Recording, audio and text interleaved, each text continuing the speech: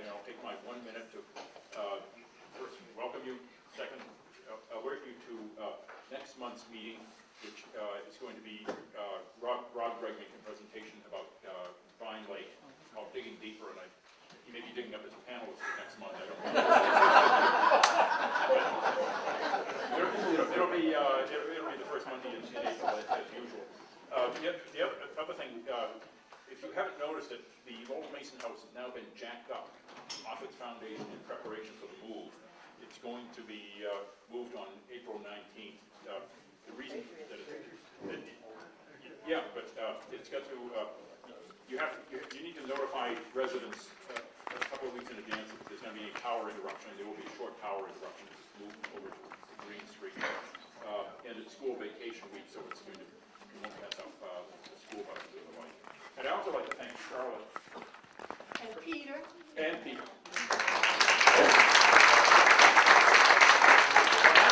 When I was growing up on Pleasant Street. If you tell this, I have to go home.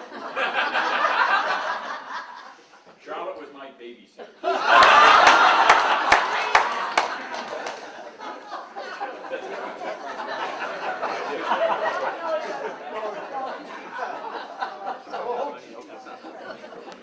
And you survived,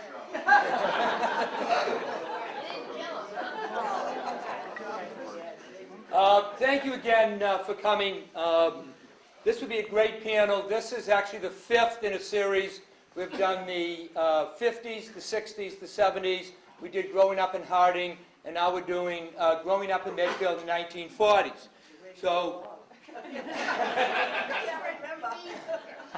I don't know which way. I think I'm going to have to go the 80s, the next one. But the 1940s was a decade with a date that will live in infamy, and was dominated by World War II. It was the decade where the greatest generation rose to the occasion and saved the world from tyranny. It was the decade where the Great Depression came to an end, and America became the mightiest economic power the world has ever seen. It was the decade of FDR and Harry Truman, Ted Williams, Joe DiMaggio, Joe Louis, Jackie Robinson. It witnessed the birth of the atomic bomb and the Cold War. It saw racial segregation and Japanese internment. It produced Bing Crosby, Kate Smith, Frank Sinatra, Glenn Miller, Tommy Dorsey, and Duke Ellington. It saw the jitterbug, penicillin, the beginning of the baby boom, and Rosie the Riveter. It was the 1940s, and Medfield was in the middle of all of it. And I just want to introduce this great panel, starting first with Edie O'Toole.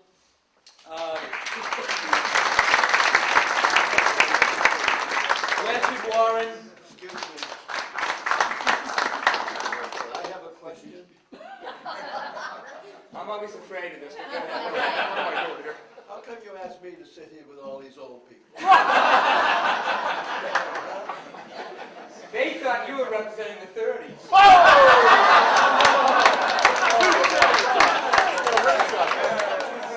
Charlotte Reineman. Joe Ryan.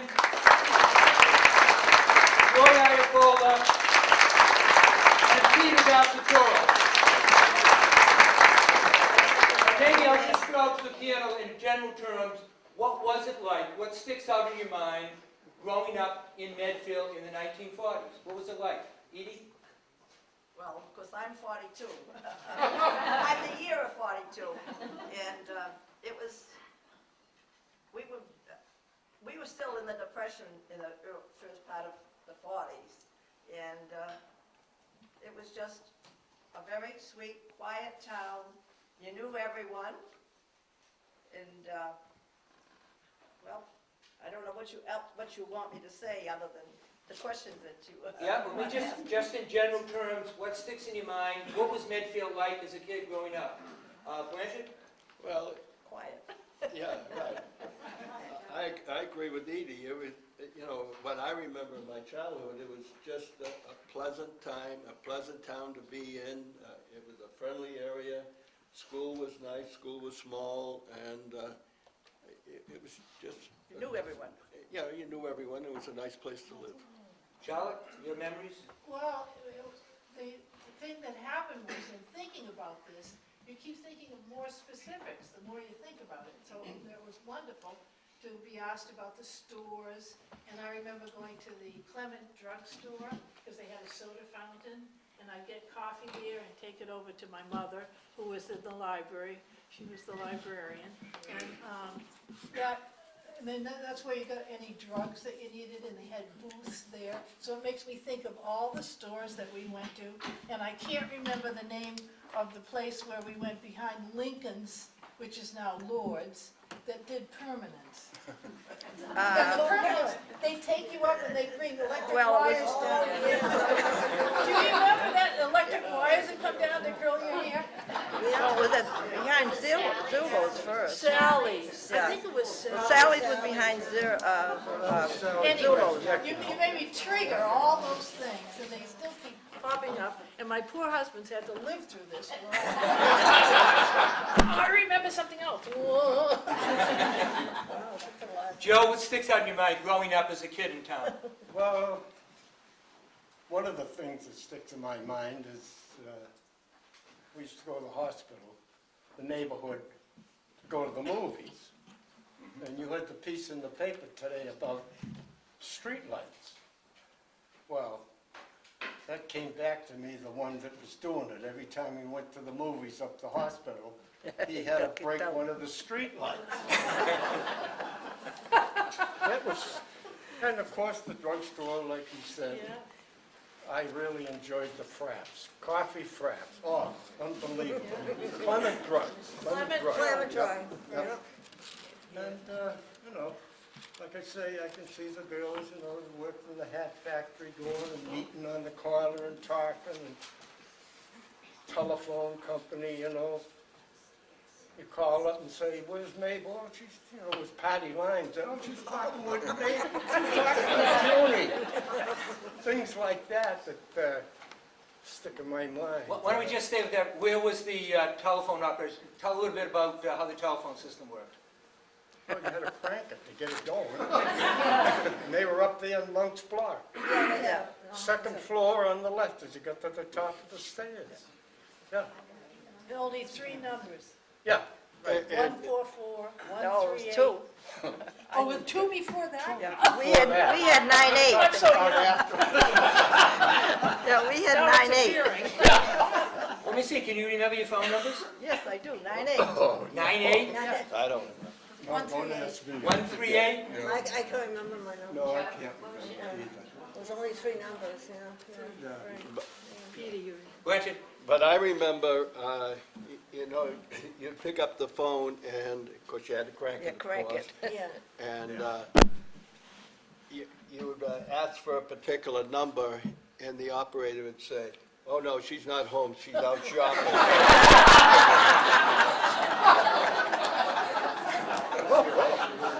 They really knew everybody what they were doing. Yep. Yeah, you did. Yep. Continue on telephone, because I had the same thing with telephone, and my husband and I started going together in 1947, I think it was, and, because he spoke Italian, I didn't. So he says, I'm going to teach you Italian. So when I call you up, the operators can't listen to what we're saying. I never did learn the Italian. But I worked in Clement Drug for a while. In fact, that's where I met my husband. Yeah, because he used to come in, he was in the service. Do you remember who the pharmacist was? Fernald. Jeff Rice. Yeah. First, in the corner of Brooklyn, Maine. Yeah, I lived 2 houses up from him. Yeah. But my husband used to say to me, he used to come in after, if he was on furlough or something, and he'd say, how old are you? And I said, oh, I'm 17. And, you know, he'd come in again, how old? I said, well, are you 18 yet? That's what he said. When you're 18, I'm going to ask you out. And he did. I forget all about it. Yeah, right, yeah. Peter, what do you remember growing up in I Medfield? remember growing up at 441 Main Street, which is across from the Lord's department store on the second floor there. There was an elegant place in Medfield, a high rise. You could look south down South Street, west over the town yards and back of the town hall, or you could look north toward the straw shop brook. It was a great place to keep your eye on everything that was going on in the town of Medfield. And I remember troop movements through the town of Medfield. Yes. They were stationed, they'd come to WBC, and they would be stationed there for a period of time, and then they'd be scheduled to leave Boston, so they'd have a convoy through the downtown of Medfield with their equipment behind them, field, artillery pieces, tanks, and they'd be dispatched from Boston, or there'd be other groups coming from Boston to be stationed at WBC until their time came to be shipped out. And that was quite regular through the early 40s when there were those troop movements through the town of Medfield. Well, the convoys went through constantly from Fort Devens to Camp Edwards. Because when we used to swim down in Kingsbury's Pond, we would go along the railroad track, and as we were going along the railroad track, the troop trains would come and they'd be waving, but we couldn't see because of all the cinders blowing in our eyes. Well, why don't we, since the war clearly dominates the decade, before Pearl Harbor, did you imagine we would go into war, and what do you remember about first hearing about the attack on Pearl Harbor? Well, I was sitting in the living room looking uptown because Auckland Kinnear, who was a veteran, was being buried that day, and I also had the radio on, and that's when it came through, just as that procession was going down to the cemetery. They said Blanchard, you remember? Well, I was pretty young, but No. anyhow, I remember being in the back of my father's car. We were coming home from someplace, and he had the radio on, and they announced Pearl Harbor.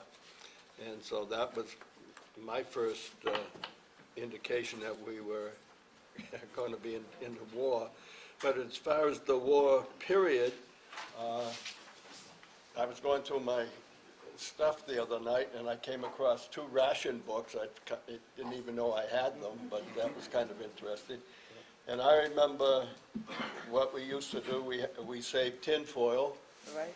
and I used to knit squares. I don't know what happened to them, but anyway. And I also remember the headlights in the car. Half of them were blacked out, so that because of the dimming and so forth. Charlotte, before Pearl Harbor, did you have any inklings that the United States would get involved, or what do you remember about Pearl Harbor? No, I was 7 then, so I don't, but I remember my parents got very upset listening to the president on December 7th. And we had a radio that was like this, that's all we had a radio, no TV or anything. And we all sat around in the living room and listened to his broadcast. And because your parents are upset and serious, then from then on we were. But it impacted us in so many ways, but we all took it well, and everybody was patriotic, everybody. Little kids like us, and then any age. My father and Peter's father were in the National Guard, I guess, and they marched with, they had wooden rifles, and they marched around Baxter Park.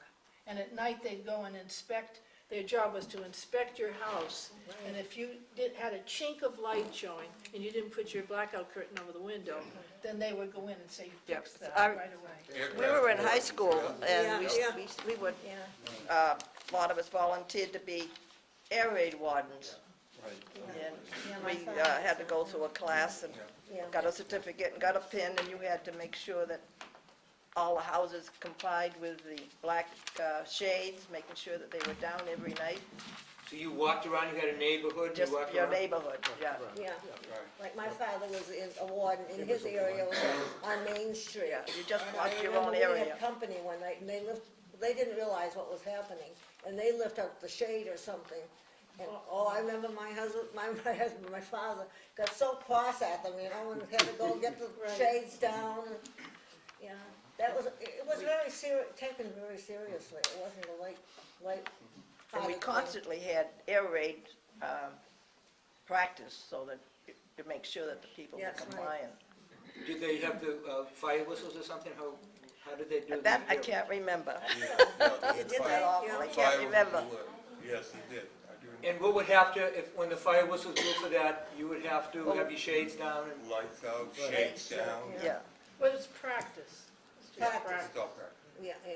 Oh, But yeah. we were really worried at the beaches, and that's why we had all barbed wire down at the vineyard and places like that, and along the beaches, because we were concerned that there would be submarines landing Right. troops from Germany. Yeah. Right. And I remember you couldn't go out to Castle Island because that was all blocked Right. off. There were big artillery pieces right on Castle Island, guarding Right. the entrance to Boston Harbor. And you couldn't go there. Joe, what do you remember when Pearl Harbor came about? Well, I slept on the top floor in the attic in those days. And I had a little radio. It was Sunday morning. No, it was And, Sunday Franklin afternoon. Roosevelt came on and said, Pearl Harbor's been attacked. It was Sunday afternoon. Yes. Yep, it was Sunday. Sunday afternoon. Sunday. Yeah. Did you guys even know where Pearl Harbor was? I don't know. No, No, We learned a lot. yeah, Why now? we knew it was there. but- Yeah, we knew where it was. Right. I think in those days, we were so just centered on your little town, really, you know, I was. Well, you the know. draft had started And before Pearl Harbor. you didn't realize where these places seemed so far. It just seemed as if it was not part of us. I mean, that's the way it was to me. I thought, well, that's not too much to do with me, you know? Because things were so you were all in your, I was in my little old cocoon here. But it kind of shocked us out of it. I mean, Right, really. it did, yeah. And our learning curve was very steep. We learned what an archipelago was, and Yeah. where Corregidor was. Oh, yeah, And then yeah. all the battles, which we didn't hear about right away, because all the news was screened and censored. But finally we did, and then we knew. And I remember that village that was, with the Nazis killed everybody in it, or sent them to concentration camps, Oh. called Lidice in Eastern Europe. Yeah. And those things made a terrific impact as we were growing up, you know, Yeah, you're right. emerging, young adolescents. And how were you impacted with rationing? You had the air raid drills. How did that work, the whole? Well, tires and bicycles and shoes and fuel oil, and gas, of course, that was the most important thing. Yeah.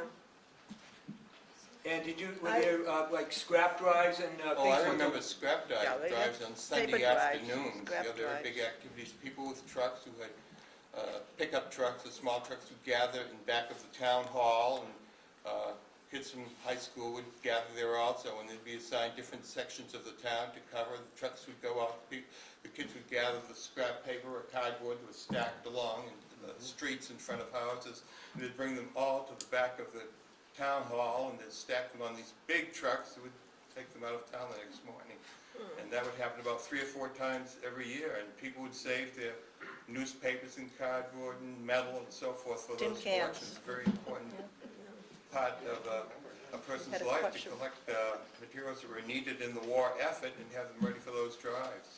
And was there a push for the war bond drive? Was there activity here in Medfield for that? That was through the schools, I think. Yeah, they did that in high school. Well, I think somebody just mentioned that. In high school, we used to have to buy our That's little right. stamps, We you used to know? buy stamps every Friday. You used to Yeah, bring your money in and purchase stamps to fill your book for bonds, buy bonds. yeah, yeah. And there was one boy in charge of the sale of those. And if you didn't bring your quarter in, or whatever it was, you had to buy the stamp. He would be really mad at you, you know, to get that in there, you know. But I have to get back to stocking. Yeah. $25 after. Yeah. I have to tell a little story about the stockings. I was working then, I can remember, you couldn't buy nylons. And our lunchtime, we used to sit, buy thread, sit and sew our stockings at lunchtime. Because, you know, we'd have runs and stuff, you couldn't buy them. Or you painted your legs. Yeah, I never did that, that's right. You were wise. Right, right. And my mother worked across the street in the straw shop, and at that point there in the war, during the war, they were making knapsacks and lines for landing crafts. Her job was to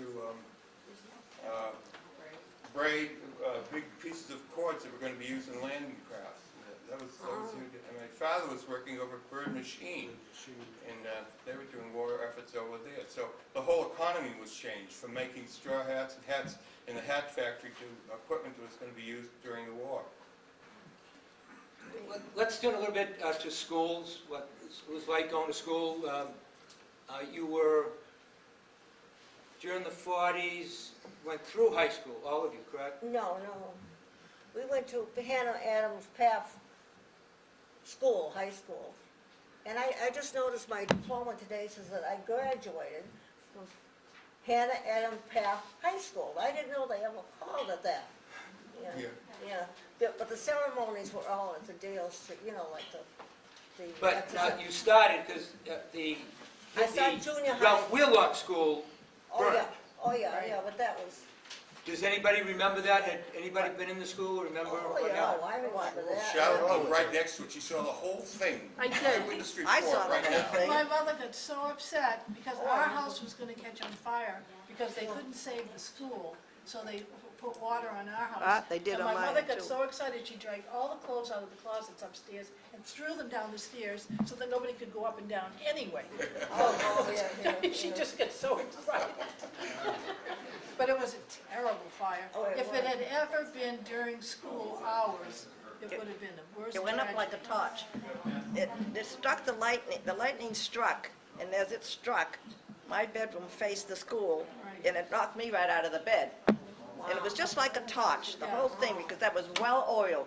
All the floors were Those oiled. floors were Those oiled tinder constantly in the stairs. It went up like a torch. Yeah, it did. They wanted all And the we were right houses. next door, and David's house was right on the other side, and they saved ours. And Yeah, at Kelly's house with it. We all got watered down constantly Yep. because it was just a blaze. But we were lucky, just the school went. Do you remember that school, Dojo? I went to that school. Yeah. But then we Thank ended God up I did. double sessions. I'm still here. No, but I look back at those days and I see Edie on the other side, on Miller Street, and you on this side, on Pleasant Street. Right. Right.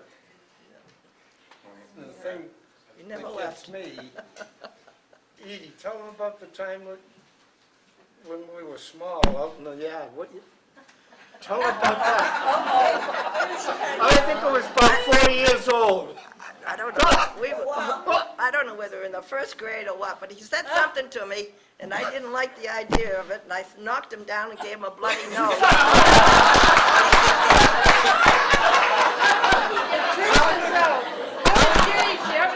Pounded the hell out of me.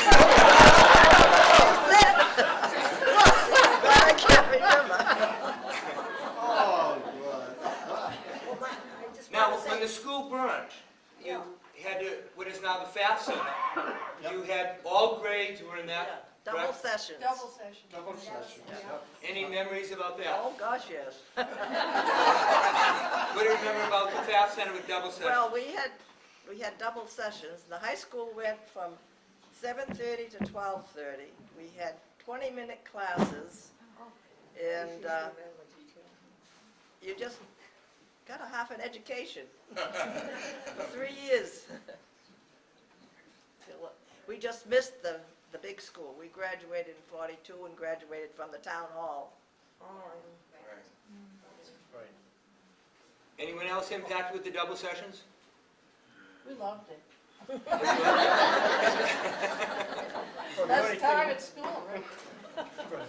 But it was hard. Well, the only thing I remember before I was over there, the fellows left a couple of years before, the war was 41, and they'd gone, and the fire department was down, and we went as volunteers. And then in the spring, when you hear the train coming, they said, oh, here we go. We were out through the window and everything to catch the truck. It was coming up from the Sherbert, they'd spring in the fall, they'd light fires.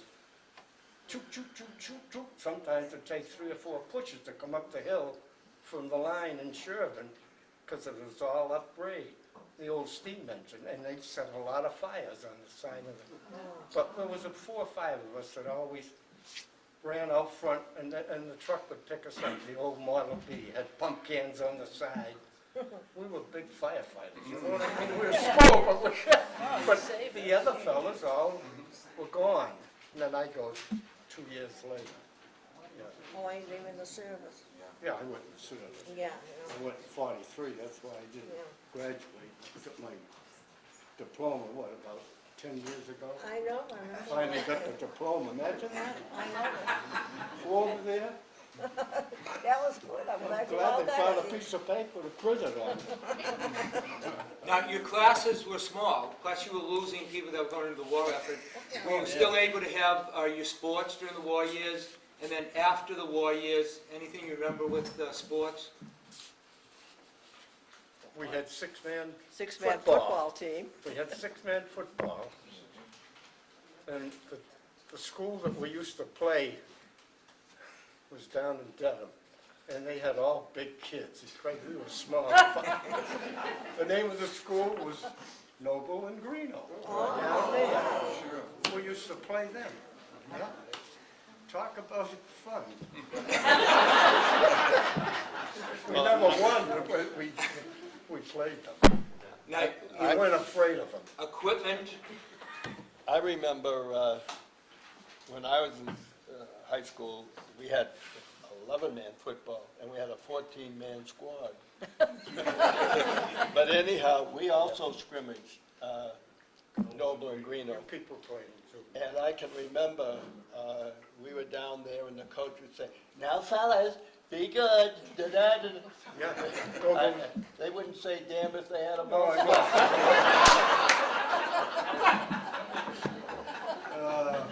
No, I remember my cousin Edie in a drum and bugle corps. Edie, do you remember, when were you in the drum and bugle corps from Medfield High School? No, it wasn't the high school, The Legion. it was a Legion. Oh, it was the Legion? Yeah. Oh, yeah. It originally started for children that their fathers were veterans, but then there was such a small amount, they opened it up to the whole town. Oh, I see.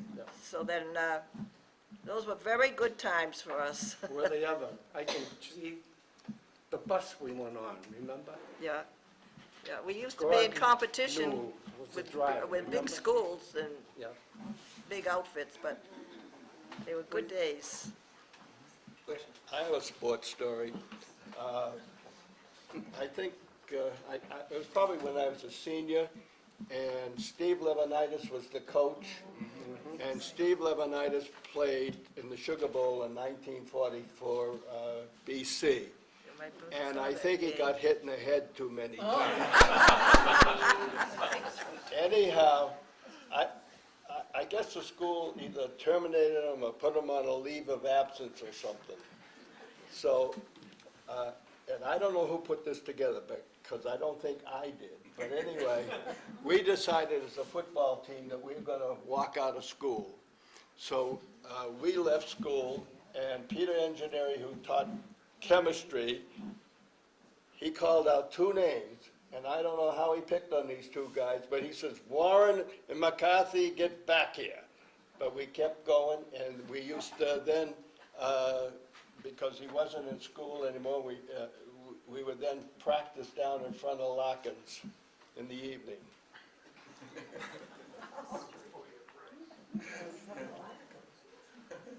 What other sports, female sports, basketball? There were girls' basketball and boys' basketball, and it was all done at the town hall. Down, right, yeah. Can you tell a little bit about playing basketball in the town hall? Well, the boys, of course, they always ran back and forth. The girls, when they played basketball at that time, you had half the court. You did not go over to the other side at all.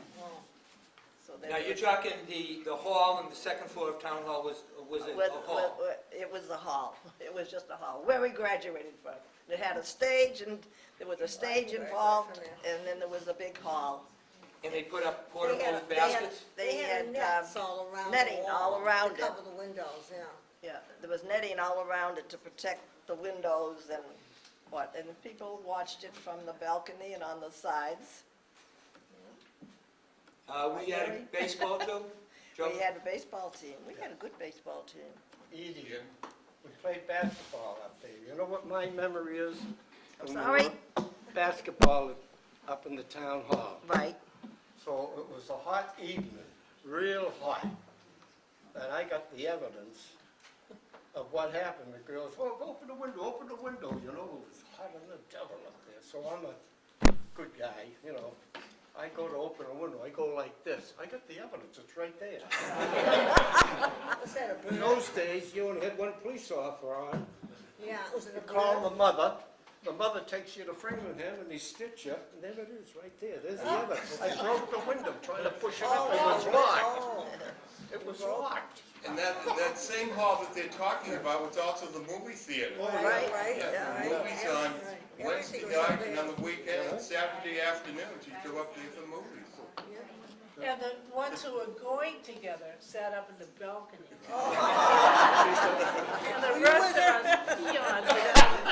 Yeah, but we always looked to see who was going to the It was pretty dark up there. It was very dark. Everything happened in the town hall. Right. The lowest level of the fire department was down Fire there. was down there. The tree department, the water department, the next level was the police station, Yeah. the town clerk and the meeting halls. You could go to town meeting in the town Wasn't the hall. post office there at one time? Oh, it was upstairs. Police station was there. Oh, yeah, Upstairs, yeah. the Legion was That's here. right. You looked at the town hall, the Legion was there, post office was there, Yeah. Warren and Pierce good did on old the, Marie Burke was there. Yep. But the She Legion, ran everything. Legion was down there too. paid water bills there, Yep, Yep. electric bill. everything, yep. Okay, then by 1942, the new high school opened, what is now the Dale Street. Right, September of '42. And I remember when the Yeah, I town had had a to gym. clear out, the town cleared we were all asked to go up to those, that area, take out brush, clear brush. And for several Sunday afternoons, we were all up there doing that work, preparing the site for the construction that was going to take place. now, how about recreation in the town, summer and winter? What'd you do for recreation as a kid? Sliding and skating. Skating, yeah.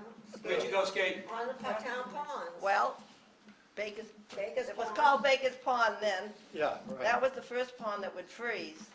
And then we'd skate there, and the boys would go down to Gulf Station and get all the old tires, and that's how they burnt. We had fires to keep warm. Then from the Baker's So Pond, wait a minute, you get tires from the gas station, put it on there, light the tires with the black Yeah. smoke and everything.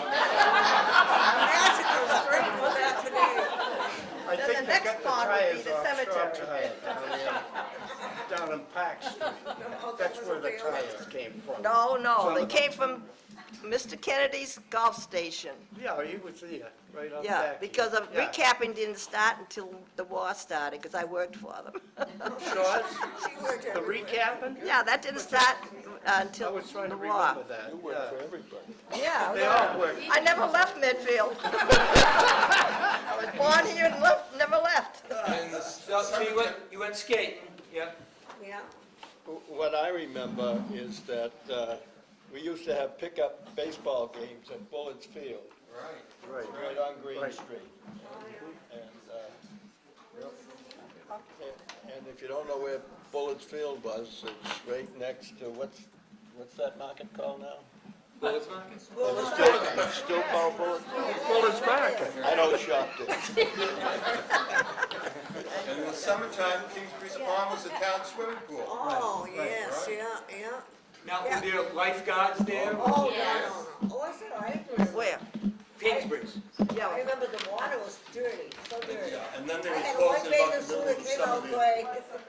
that was during just as the How about the Depression was ponies? ending. Oh, Don't you remember? I do remember. Leashes. and the Legion, oh, Yeah.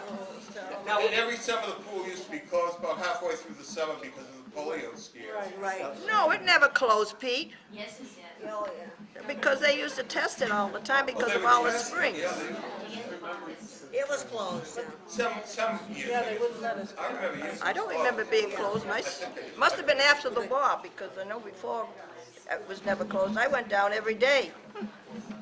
I So, couldn't stand it then. You had, tell me what, you had swimming lessons there? They give swimming lessons? No, no. You make it to the You island. just swam with the snakes and the mudsuckers. And the town donated money, so we had a raft. Yes, they And, did, yeah. At that time, the fellows weren't working because it was Depression time. And they used to love to have us kids get out to the raft so they could throw us out of the off the raft. And then they allowed millers to come down, and millers would come down in the morning with a busload, and then they'd come back again in the afternoon with another busload. And they had we had a lifeguard, his name was Wilkins.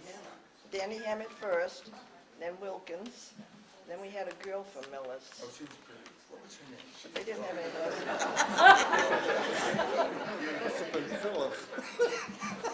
Now, there was a baseball field at Metacomet, and was it tennis courts there too? One Tennis court. One clay tennis court. David Allen was a champion of tennis. Right. Anything else you remember on recreation? Yeah, we used to go blueberry picking Oh, all yeah. over town. Yeah. And my father, a terrible thing happened. He picked up at Noon Hill, and it was on Mr. Holman's land, I think. And Mr. Holman was there. And we all had these buckets of blueberries covered with spiders and webs and everything. We've been picking and picking. It was so hot. And he said, pour them out. And my poor father had to pour out his blueberries. I don't think my father ever got over it. So we'd poach. I mean, we just went on anybody's Yeah. land. Right. Right. And you could poach dirt. I mean, you go out and dig dirt out of places. Yes, no, rocks, whatever you need. Anything you wanted, you just Just both. You Or went down the both. dump, if you want to search the dump, I guess, you could get pieces of wood or whatever you It need. was Oh, a yeah, keen you could thing get to it. do, was poach. Poach. Was there hunting or trapping in town? Yes. Who got the skunks? I used to get the skunks. Mills, George Mills Mills down down on on Park Park Street. Street would buy pelts. So if you caught muskrat or mink, you'd sell your pelts at George Mills' house down in Park Street. Yep. I remember Manly Spear was his name. He lived on Oh, Green yes. Street. Yeah. Right next to Bullitt's Field. He used to, yes, he used to catch him. He smelled, I mean, you know. But that's what he did, he trapped skunks. But don't forget what they had in the chair, A pet, a pet. Now, what was a pet? a skunk. It was a skunk. Yeah, Yeah. yeah, de-skunked. He had a skunk. Yep. De-skunked him. So he Oh, couldn't yeah, squirt yeah, you. oh, yeah, Right. Yeah. yeah. What do you remember, what businesses, stores were in town, and did you guys have jobs as kids in high school? Blanchard? Well, I remember Clover Farm, Right. Yeah. Will's Hardware, and I think at that point in time, Allen's news store was there. Yeah. And then there was the A&P, First National. and with Zulu Barber Shop on one side of it, and then across the street there was First National, Yeah. Yeah. and I've run out of stores. Clement Drug. Bertha Connor's Oh, yeah. That's it, Red right. and Neil's and Right. Fabric. Right over there. Yeah. The chicks.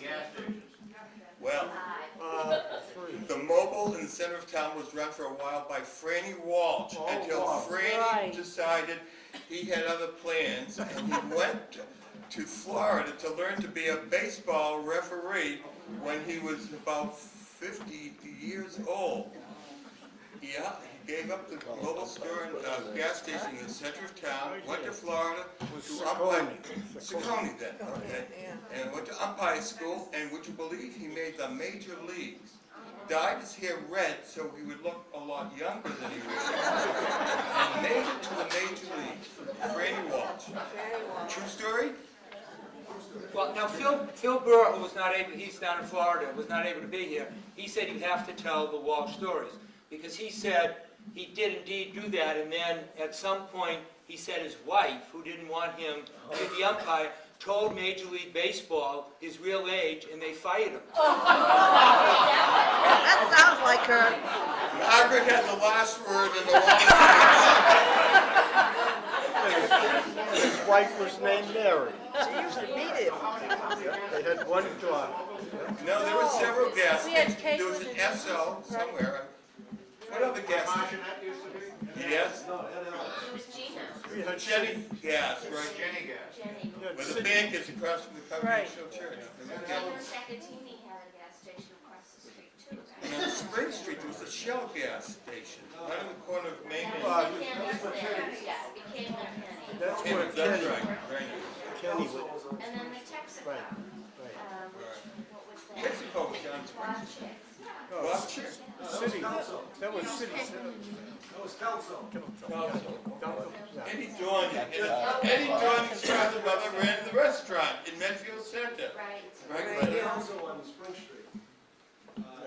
The show was from Kenny's, that was the DeSoto dealership. He was a dealership, right. Another store that was Jimmy Catanacci's little John's store right up here next Right to over South. here. I Oh, forget that. there was a cobbler shop right Don't forget beside Columbo's. Bill Palumbo. Columbo's. Bill Palumbo was an insurance dealer, and he ran the cobbler shop. That dual business in that one. No pizza. No pizza in town. No. We didn't Well, the even have it. insurance man was the son, wasn't Now, it? did you guys have a job Yeah. The father had the shisha, in yeah. high school? Yes, Edie?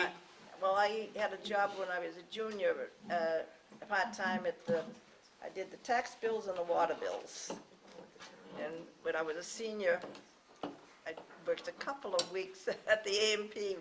But back then, you didn't have any kind of an adding machine. You had to put it on a paper bag and add all the items down. So I really didn't care that much for that job.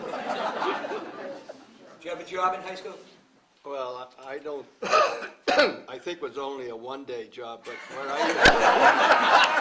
weren't many I jobs mean, back it then. was a one-day, a week job, not just one. Anyhow, what I used to do is behind Lord's department store, I would burn the papers and cardboard and trash. That was a job. When we could burn stuff. Charlotte, did you have a high school job in high school? Not every day, but I remember seasonally, I would pick strawberries for Stan Fisher down on Phillip Street, Stan and Lydia Fisher. And I'd go before school, because I had to walk from Pleasant Street up to the school, and I'd pick a quart of strawberries. It was 5 cents a quart. 5 cents a quart. I thought that was funny. And all the strawberries you could eat. Blueberries for And all the 20 cents. strawberries you could eat, and then go to school. Right. Joe?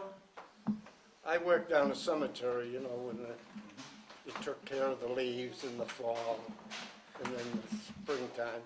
But, you know, when I look back at it, when they built the Dale Street School, which is the high school, I was working down the cemetery with some of the older fellas like Ed Meany, Bill Owens, and them, and I was just a little guy, you know? So they had us go up and do the grading because the school was gonna open up in the fall. So I had to push the wheelbarrow. The old timers, they were the ones that used the rig, you know? In those days, we only had one highway truck. And you were involved with the fire department? Oh, yes, High yeah. school? Well, I went on as a call man, yeah. When I come home, I was volunteer when I was in school. But when I come out of the service in '46, in those days, you submitted your name to the group. And they voted on you. How did you get in, Joe? Well, I'll tell you, my uncle was on the department. But I made it.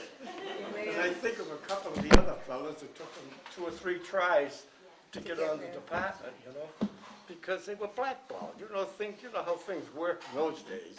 Still You does, know, dear. if you're on the other side of the fence, you don't belong over there. You know what I'm saying? Yeah, yeah. That's how things went. How many people did you have? You have 10 or 11 firefighters? In those days? Oh, no, it was about 18, yeah. Yeah. The fire trucks were under the town. Fire was under the ground, the highway, the water and sewer, Harry Layton. Yeah. Stratton was the big foreman of the highway. Yeah. Joy, did you have a part-time job? Oh, yeah, I worked for, Lord, what was his name, Ray and Dorothy Ray. Lord. They came into town, opened a little store over there where the Palmers are now, I think. 5 and 10. 5 and 10. And, I never heard this story personally, but I heard it, that he came to town because he went and he thought there was a lot of population here, but they were counting the hospitals.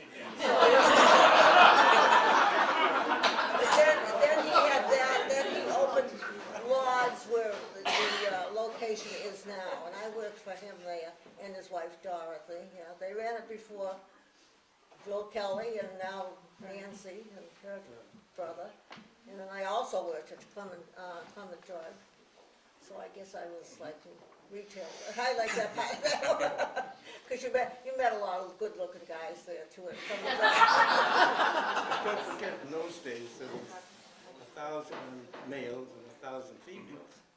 And we downtown here was only about 2,200 people. Right. Oh, yeah. But I think that was the extent of my working that I can remember. Peter, did you have a job in high school? I had a job for the 4 years of my high school, and it was at Walter Taylor's mink farm. It was down opposite the Carlson's property, below Kingsbury's Pond on the right. There was a mink farm back in those woods, and for 4 years, every afternoon, I was from 3 to 6 working there, and on weekends in the summer. This would be breeding season for the mink. Breed them, and then pelt them, skin them in the fall, and then all that time, they had to be fed, cleaned, so forth, and that was my job for 4 years. And there were those fish pools down there too. There were the fish pools down. Right. Behind, with the water from the grist mill down there.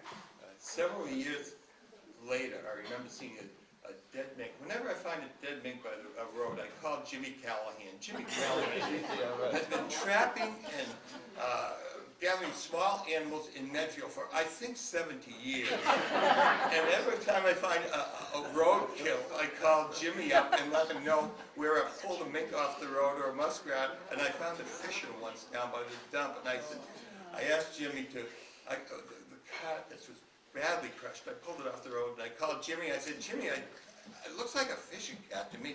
I'm not sure, and it's off the road. Before you go to the dump, before you turn right, it's up there in a snowbank. I said, could you check out, and by all means, let me know what it is. So I heard nothing from Jimmy for about 2 years, and then I saw him down the dump and said, oh, you know that animal was a fishing cat. I said, thanks, Jimmy. Jimmy was a man of few words. And he had trap lines along the Stock River, the Charles River, and he ran those trap lines morning and evening through all the years that he was in school and out of school, I think. Blanchard? I need a little help with this one, and I think it was in the 40s. I think I was still in high school. I don't think it was a college deal. But I used to pick apples down on Bridge Street. Right. Yeah, for Alan's. We used to steal them. George Sowers found Yeah, but the guy I picked them for, he had a jam store or a jelly store uptown. Oh, yeah. Clifton. Clifton? No, that wasn't correct. Yeah, it was Clifton, yeah. Yeah. Who was your doctor and dentist, and where were they? Peter? My dentist was Dr. Brown, and he was in the Yeah. chronic drug building, up on the top floor. Right. In that Monk's building, The right? Monk's building. Yeah. And then my doctor was Dr. Park, Yes. Yeah. and then later Dr. Stagg. Yeah. Dr. Pack and Dr. Stig. Everyone have the same? No, I had the same, yeah. In fact, Dr. Pack brought 2 of my children into the world, yeah. Well, I And had then this Dr. Stagg was next on, the old Dr. Stagg. Yeah. The oldest. Well, the father, I should Dr. say. Pack and Dr. Zalvin. Yeah. Was he from Millis? He lived in Medfield for a Oh, while, did he? Yeah. and then he went in the Some of those service. guys came back remember to anything. They're not as old as we are. Right over here. Right, Big Dr. house. Mitchell. We do some specific things. Phil Burr asked just to mention a couple of things. Rocky Woods. You guys remember Rocky Woods? That skating. was more in the, Yeah, but that was not, well, in not the in the fifties, forties. actually. In the late 40s, no one? No, I Yeah, used the to go late- more than when my kids were teenagers. But when you guys were in high school? Yeah, when we were in high school, You when did? Hockey would skating. But it wasn't the popular place that it was No, in I the don't remember. fifties, Later. late fifties and sixties. Then it was a very popular Yeah, it sport. was, yeah. And they had the ski lifts. Just and getting on the ground in the But we forties. skated. Yeah, you could skate. There were ponds up there. So it was just really starting in the 40s? Yeah. Remember John Ross broke his leg trying to get a ski thing started, ski tow. But they didn't have much up there then. Politics in town. What do you remember? Frank McCarthy was the political figure in town, and lived right on the corner where the post office is. Frank was a representative and very influential man in the town of Medfield. He was a town moderator for a number of years, I believe, too. John F. Kennedy came and talked to us in high school, and we got out in 1950. So it was right after he came back from the Pacific, and he looked terrible, emaciated, young, but he was in our school. We Back didn't in pay. the auditorium of the Dale Street School? At the Dale Street School, yeah. Any other political rallies or anything sticks in mind? Well, John F. Kennedy, perhaps this was the same day, because my mother entertained John JFK, and I can recall, we lived in the Metcalf house, and we were told to stay upstairs, but there were registers on the floor so that the heat could come out. And I can recall my sister and myself laying down on the floor with an ear to the register listening to JFK.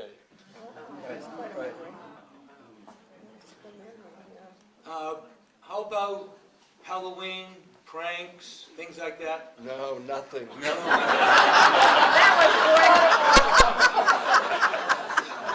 Actually, Bridget, that's why we invited you.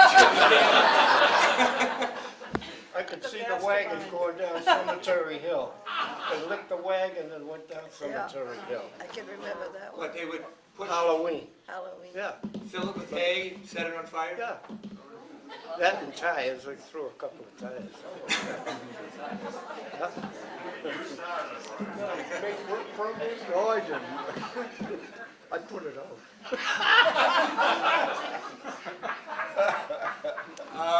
Teachers, you remember, principals, superintendents? Oh, Superintendent Allen, he was miserable. The poor kids, if you were walking to school, and of course they all tried to smoke, and he'd spot them, and by the time the kids got to school, they were expelled because he caught them smoking. And the school hadn't even, they weren't even on the school grounds, they were walking up North Street to go to high school. Ellis Allen was supposed to be here, and he's sick, and he wasn't able to come. He did mention, he called him Pussyfoot Allen. Pussyfoot, yeah, that's right. But he was sneaking around all the time, and he was catching the kids doing things which normal kids do. But they would always get expelled when they got into school. Oh, nobody liked him. Of course, I remember Dot Brown. Yeah. Yes, She was a wonderful lady. He was our sixth grade teacher. Yeah, but she had to use the strap. Oh, definitely. Miss And we Buck hear had the it, strap. 'cause our Give class your was hand right over. We hear that, and the kids go, How about Miss Buck? Miss Buck is the one that had the strap. She pinched your cheeks. Wait a minute, who's Miss Buck? She was a historic teacher. Fourth grade. Fourth grade. legendary, right, yeah, fourth grade. big. She was a Big wonderful lady, teacher. boy. The strap was thin. Oh, Yeah. She'd say, turn your hand over. oh, you remember? Bless you. Well, I remember Maud Washburn, Yeah. who was a real nice person, a good teacher. She took us on a class trip to Washington. Then, of course, there's Elaine Pettazzini, and she taught French and Latin, and I can recall when I was in a Latin class that, which I didn't think Latin was worth anything, I still don't, but anyway. But I'm sitting there tearing up little pieces of paper, and she wanted to know if I wanted to go to the kindergarten. And then there was a teacher, Miss Lindgren, who taught English, and I think that she just must have gotten out of school, I don't know, anyway, because she had a little bit of trouble taking control of the classes. And Marshall Chick, who was in my class and who was a very good friend that I still miss, and but she could never get our names right. And I would do something wrong, which on occasion, not too often.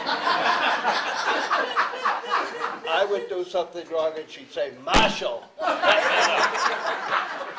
And Marshall would do something wrong and she'd say, Blanchard! Cut that out! She could never get our names right. Although it's kind of interesting because people, for some reason or other, have mixed up Marshall and my name. In fact, Cindy Newell last Memorial Day called me Marshall. I don't know, but anyway. Now, do you remember the end of the war? VEVJ Day was a celebration here. What do you remember about the end of the war? I remember it. I was in the hospital. And Framingham was all roaring and whistles and everything, and there I laid with my pains. I just had my appendix out. That was my remembering of the war, end of the war. Don't forget the party that was over here. Do you remember? The Mandarin? No, I probably was in the hospital. Yeah, townwide. Party there. Yeah. I can hear the horseshoes playing there now. I live in Adams Street every night, you know. That's some of the things I remember. I remember some of the people, you know. A lot of fun. Yeah. You could hear that horseshoe and the boys would be up there. When On there's a the major balcony. event, something major going on in the road, I remember occasions when they'd call the school together, the kids to listen to it over the radio, like the invasion of Normandy. I remember being in a classroom listening to the description of that over the radio. Have an assembly. Sometimes in assembly, school, sometimes in just our classroom, the teacher would bring a radio in and all the news was over the radio, so we'd just listen to what was going on over the radio. And the only other news we got was at the movies, at the town hall. They'd have a newsreel. And then they'd have a short film, and usually it was on shoot 'em up, you know, and we'd get used to cheering, get the chops, you know. I mean, we were very, very violent kids then, and they had these short films that were, well, kind of tough for us to think about now, but at that time, it was the war effort, and we all just went for it. So that's the only way we had news, was either the radio or the movies. What about the day Roosevelt died? I bet you remember that day. Yeah, we I do. do remember that. I was mowing the lawn down at Bridge Street, Nat Whittier's lawn, and the housekeeper came out and told me. She was in tears, and she told me that he had died. That's my memory of the day that FDR died. And we didn't know he couldn't walk. Yeah. We never knew. We never knew. I never knew. Yes. All the pictures that were taken, he was sitting down. Yes. Yeah. Yes. Or propped up. So he looked like he could stand. He couldn't stand. I mean, freely. No. Let's just a little bit. We got a few minutes. Any crime in Medfield? Who was the police chief? Who was the police department? Coleman Hogan and Nick Holy DeGolia. Hogan, right. Barney Chick. Barney Chick, don't Barney forget Chick. Barney. Barney, yeah. Really? Right. Yeah. No crime. That's enough said. Those men kept that town safe and sound. Well, they knew us all. And That's right. And all the neighborhood kids played together. I mean, I see them here. I see Barbara, you know, I see you guys in this audience. And they were strong neighborhoods, even for the children. And then the parents knew where we were. But we played outside. We didn't even go home until supper time. No. We were all outside. Well, they had the curfew. Yes. The whistle was still blows at 9 o'clock. We were supposed to be off the street. Off the street. We were frightened to death if we were a few minutes after that whistle. Right. So that was obeyed? Oh, it was when we were Yeah. kids. You would have one police officer in the evening? Yeah, That's all. that's all. Yeah. Did they even have a police car? They finally got I one. say, I don't know. I don't think so. Did they? Yeah. Yes. Did they have one? We don't remember.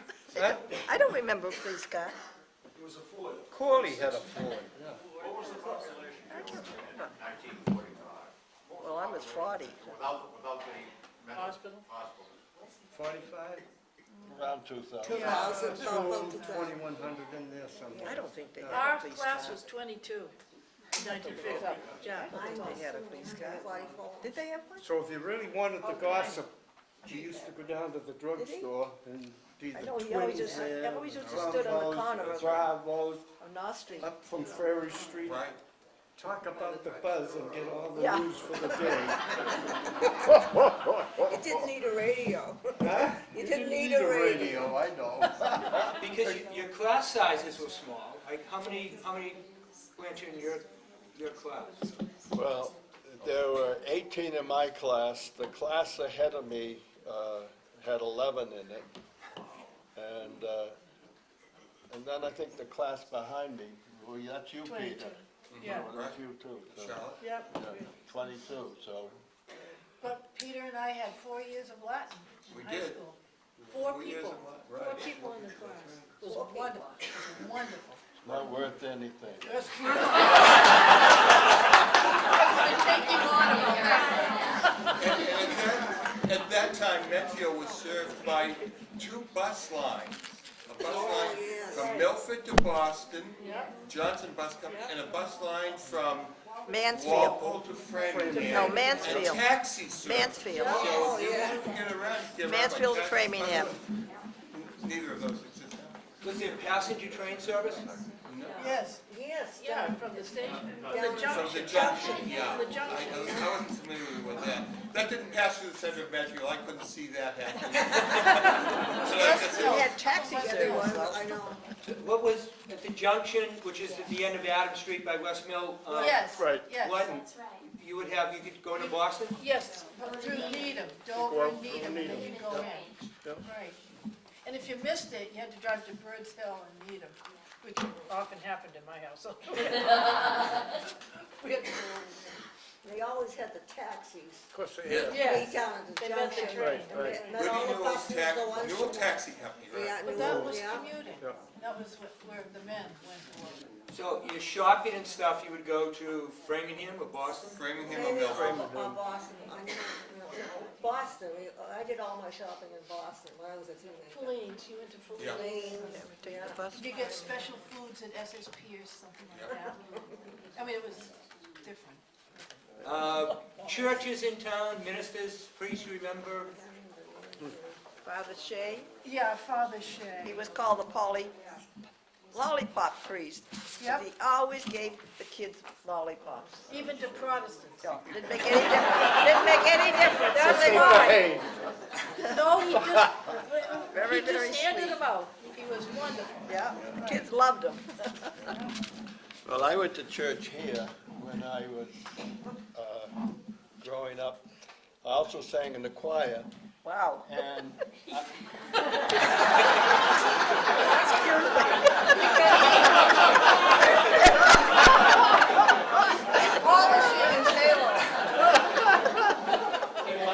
I can't believe and he did it. I was a soprano because I was young, under 15.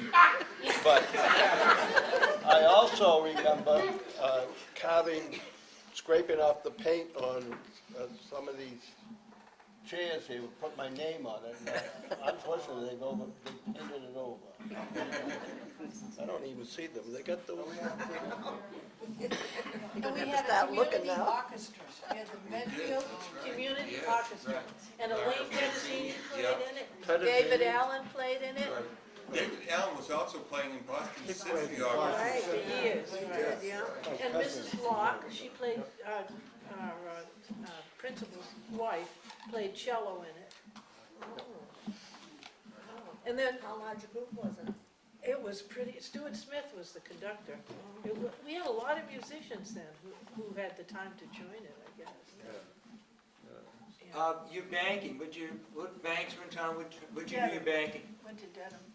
You went to Dedham? We had the Medfield Cooperative Bank, Which was where? just where the historical. In those days, it was Miss That was Briggs, there. she was the one that lived Yes. And I think Norfolk Trust came just before the It war. was on Pleasant Street. Yeah. And Edie you worked in that bank for a number of years.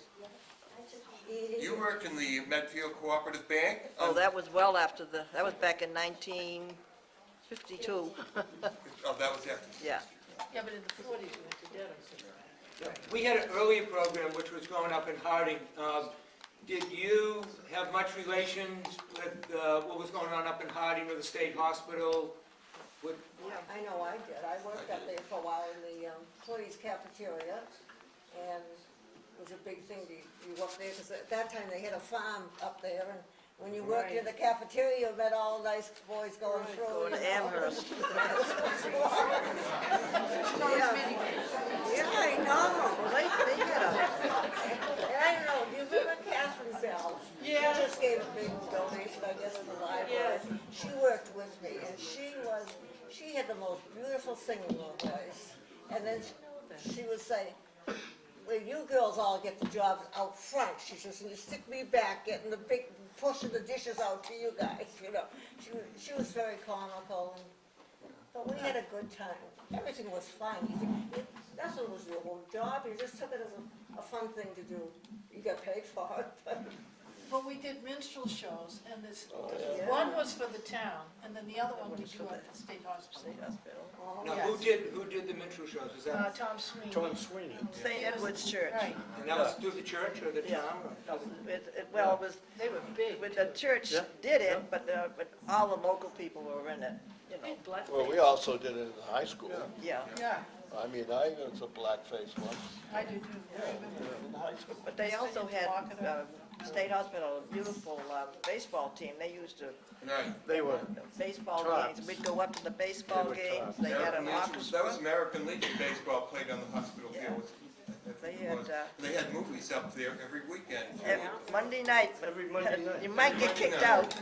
out. I remember walking up there and we'd stop on the way by the McGivry store. Some of you people remember McGivry Yeah, had a McGivry store. right there. You Yeah. turned into Hospital Road, it was the first building that you went by, the one in the center, the next one. Right, but those kids were lucky because they had school buses. Yeah. We had to walk. Oh, yeah. Remember, we envied them, so. Oh, yeah. The orange bus and the green bus. Yeah.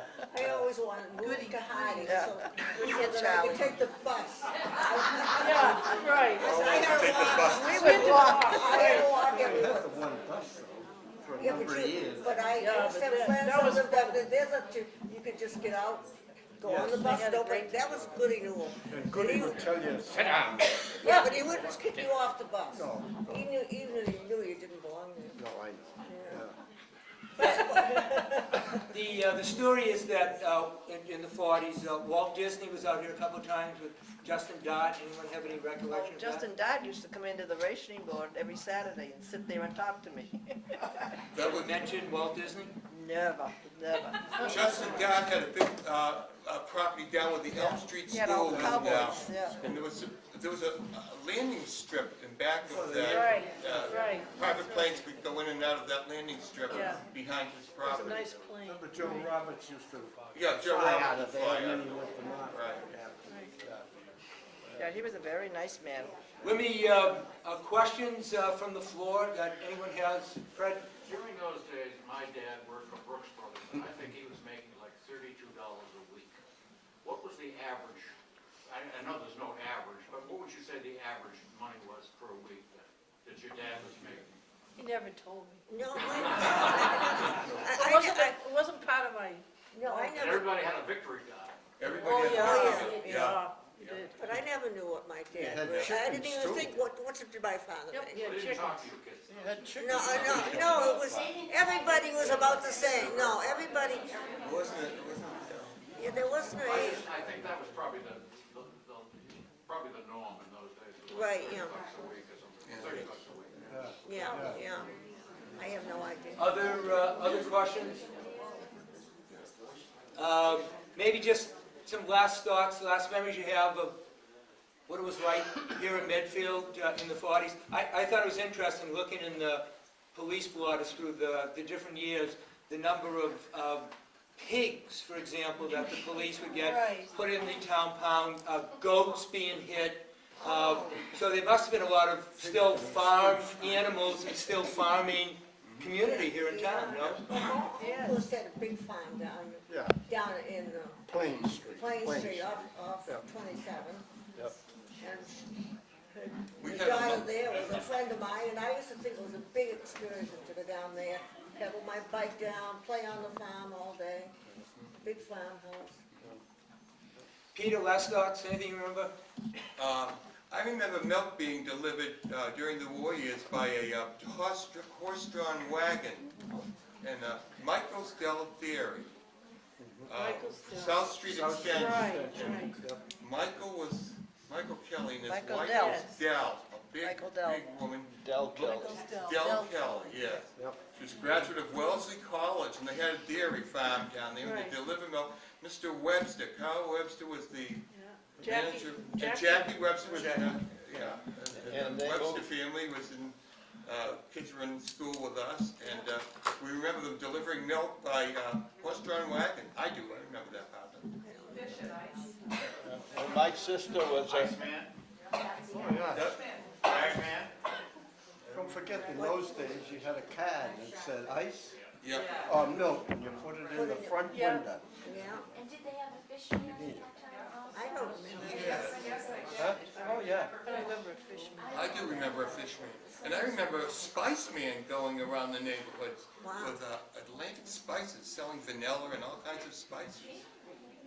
I remember an organ grinder who had a monkey.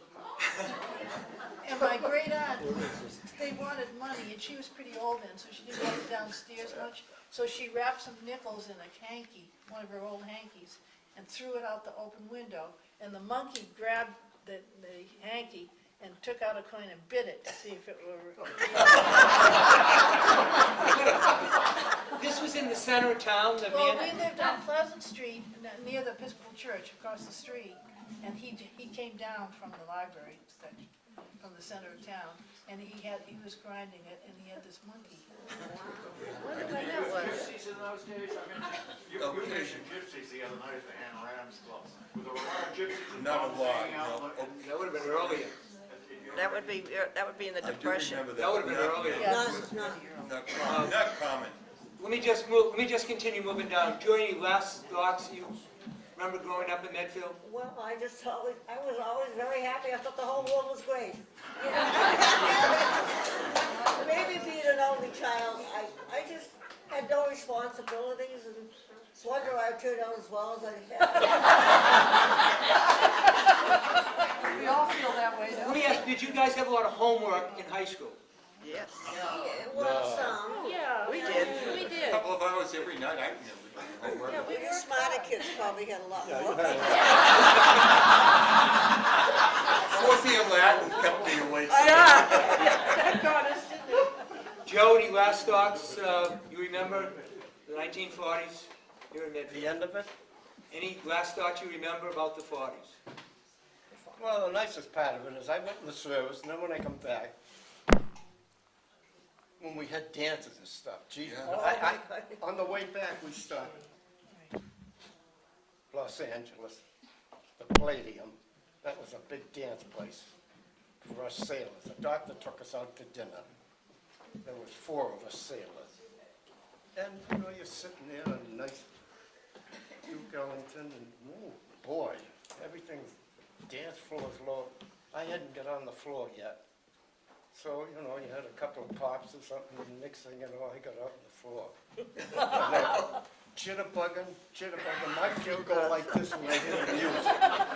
Ever since, I really enjoyed the music, jitterbugging. You haven't stopped since. I haven't stopped since. No.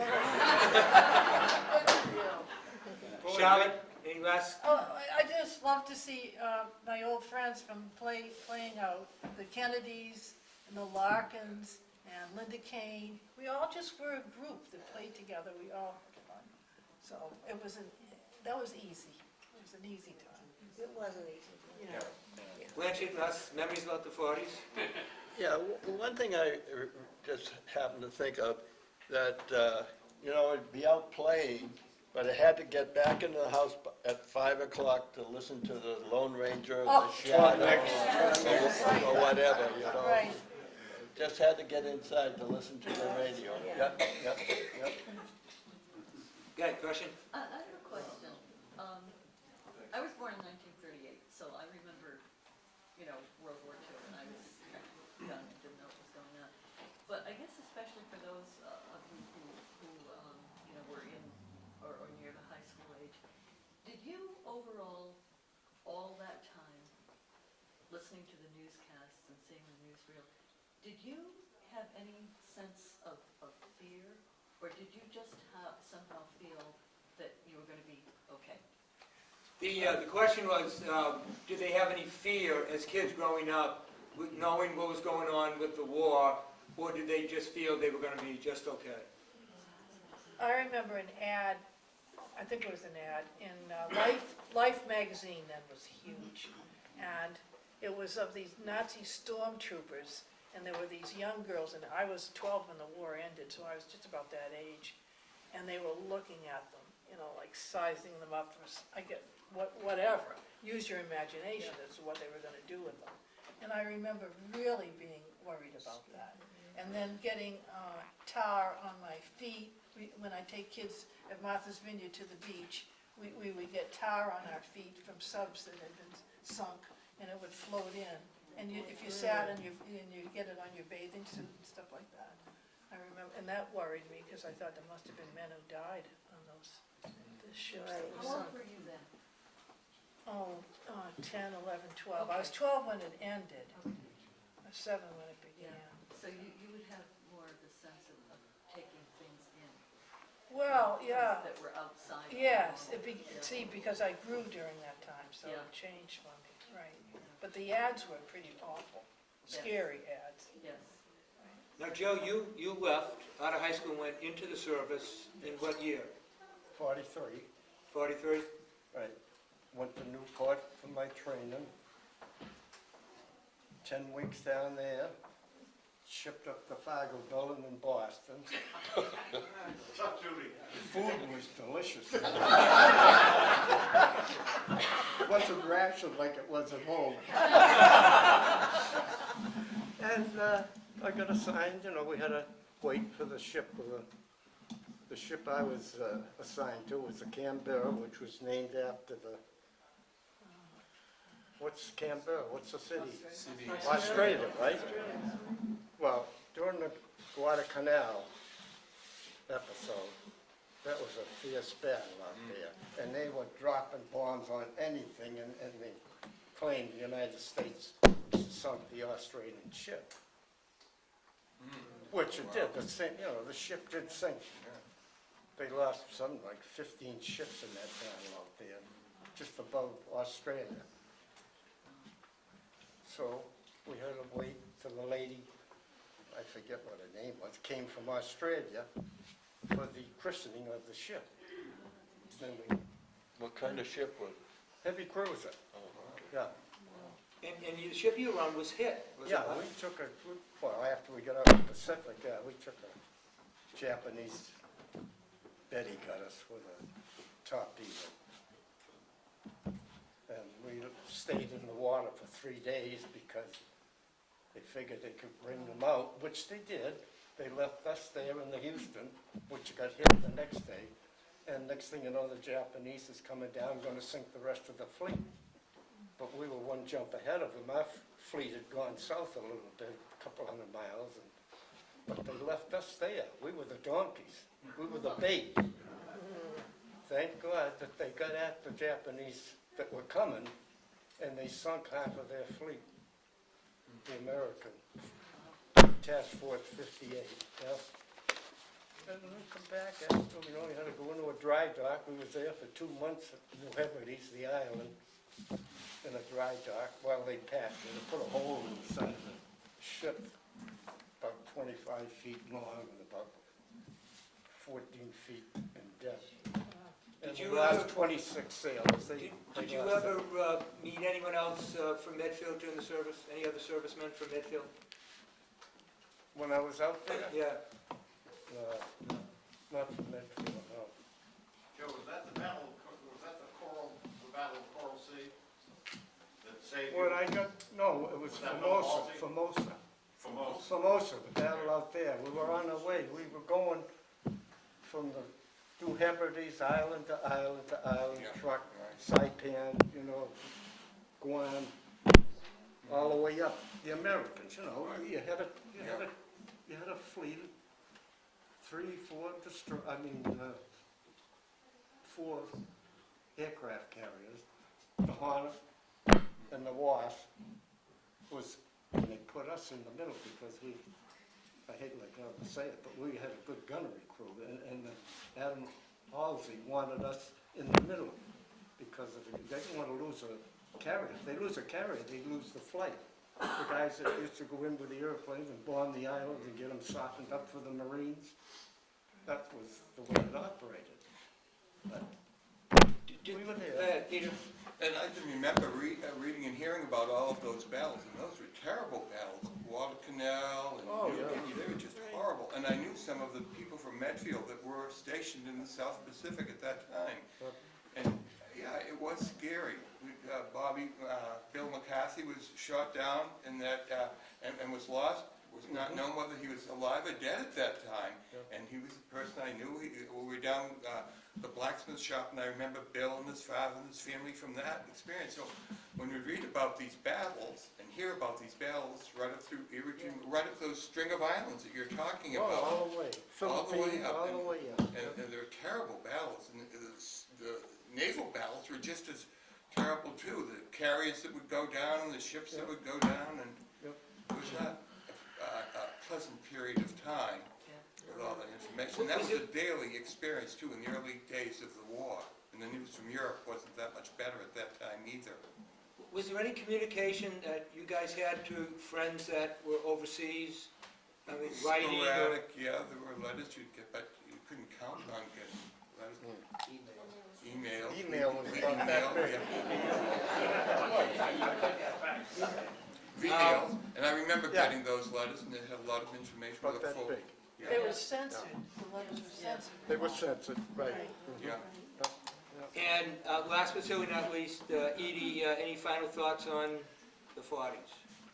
Well, just that it was a wonderful town to be living in. We had great times as kids because you didn't have to worry about cars or any kind of problems. But the one thing that brought back all the snow that we had, I was thinking about, they did the streets, they did the sidewalks in Medfield back in the 40s by a horse. Mr. Burgess had a plow that was a pointed plow. A V He plow. stood on the plow and the horse in front of him, and that's how they did the sidewalks. And I was just wondering, I kept looking at all the snow, how would they have ever done it back then? You had Mr. Bridge done the south end of town over here. No, it was Burgess, Mr. Burgess Oh, up in Burgess from the Burgess. north end, he North did the end. north end, but Mr. Bridge over here, and, Billy Blanchard's father over here. He had a horse, and he had the plow. The plows were painted, what color is Medfield? It was yellow. Mr. Burgess's was yellow. Yeah, blue, well, Oh, big they were blue, the town ones down here. Yeah. It was a yellow one. Yeah, it was a. He always did Miller Street, and that's all the only one I Well, he remember. took care of that, yeah. You had a question? Anybody from the Bataan Death March? Just curious. What? Anyone remember the Bataan Death March? Anybody from Medfield in that? I don't remember anyone. But I do remember, hearing about it and learning about that. Okay, nice round of applause.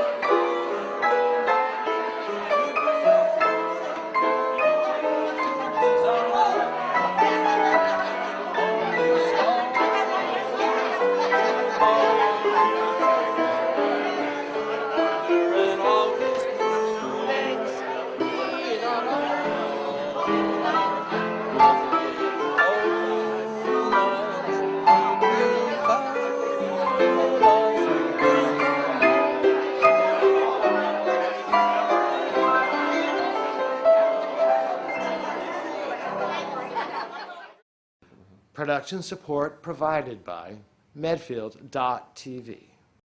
Access to our community.